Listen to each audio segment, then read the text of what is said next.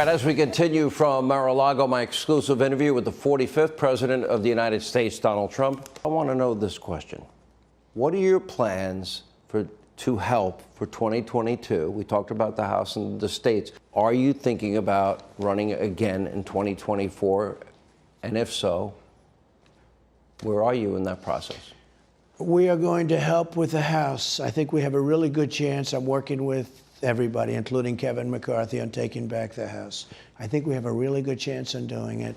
Likewise, the Senate's going to be a little bit tougher, but the Senate. So I told you that at least 8 senators would have lost their race. I could name them, but I don't want to embarrass them.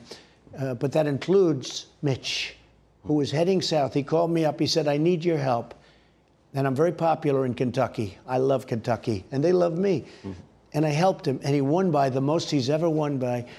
So we are going to help with the Senate, and I think we have a good chance at the Senate. Marco Rubio. I hear Herschel's name mentioned a lot in Georgia. Herschel would. I hear Laura Trump's name mentioned a lot in North Carolina. Sununu in New Hampshire. I think he could win that race. I think so too. Ron Johnson in Wisconsin. Ron Johnson's a great. He's been a great senator. He is a great. He is much more popular than anybody understands. We don't know who's going to run in Ohio, but these are all. We have some good candidates in Ohio.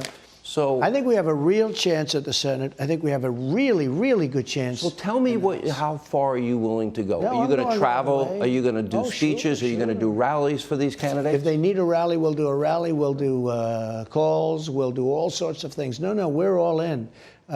Alabama is going to be a tremendous win with Mo Brooks. We have a tremendous look. Almost everybody I endorse wins. We had a House seat in Louisiana, a wonderful woman, just happened. Her husband died of COVID. He was congressman-elect, and she is, Julia, she was fantastic.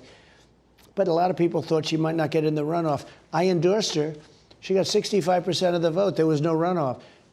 It's very important that we get the right people, and that means in the Senate, it means in the House, and it also means in governorships, because if you have a good governor. And legislature, state legislatures. Well, that's so important. The legislatures have. Well, that's where they're going to fix the voting issues. We've had a lot of great legislators. Unfortunately, the courts refuse to listen, even though it's in the Constitution that they have to. The courts have been very, very H.R. 1, I argue, usurps the constitutional authority of state legislatures. Now the big question. Two parts. What do you miss the most about being in the White House, and how seriously are you considering running again in 2024? I miss the most helping people, because I can directly help people. That's why I did it. Look, this has been a very traumatic. I had a great life, great company, great business, no problems. And now all I do is people go after you. It's vicious. It's horrible. But you know what? I love doing it because I help people. And I've helped them more than any president with the cutting of taxes, with the regulations, with right to try. You're proud you know of how all big right to try is? Huge. Where you don't have to travel to all sorts of different continents to try and get something. We have the greatest doctors and the greatest labs. We can use their medicines now. If somebody's terminally ill, they can sign a quick little document. You can use and that's had a huge thing. What are you most proud of, though? A lot of things. I'm very proud of the tax cuts. I hope they don't screw it up, because the jobs, we brought back a record. I think so. We brought back a record. Well, it's still not going to be as high as it was. It was really 39%. Right. So it looks like it could be at 25%. I brought it down to 21. But I'm very proud of that. I'm very proud of and very importantly, the regulation cuts. I'm very proud of what I did for the military. I've rebuilt the military, and I've added something called Space Force. It's going to be so powerful, so important. So I've added another, think of it, I've added to the military. It hasn't happened since, I guess, 75 years, since the Air Force. And the economy pre-COVID, Space Force. Record low unemployment. We had the greatest numbers in the history of the world. We had the greatest economy in history. World. We had the greatest economy. We had the greatest job numbers. We're up to 160 million people. We were never even close to that. And if you think of it, I did it twice, because then the whole world went down. We've come back stronger than any other country in the world. They used to hit me with Germany and France and this and that. Well, they're doing terribly right now. They're all locked down. It's a disaster. They're having riots on their streets. This country is coming back strong. And it's very interesting. Places like Florida and Texas, and many others. I mean, I could name many others.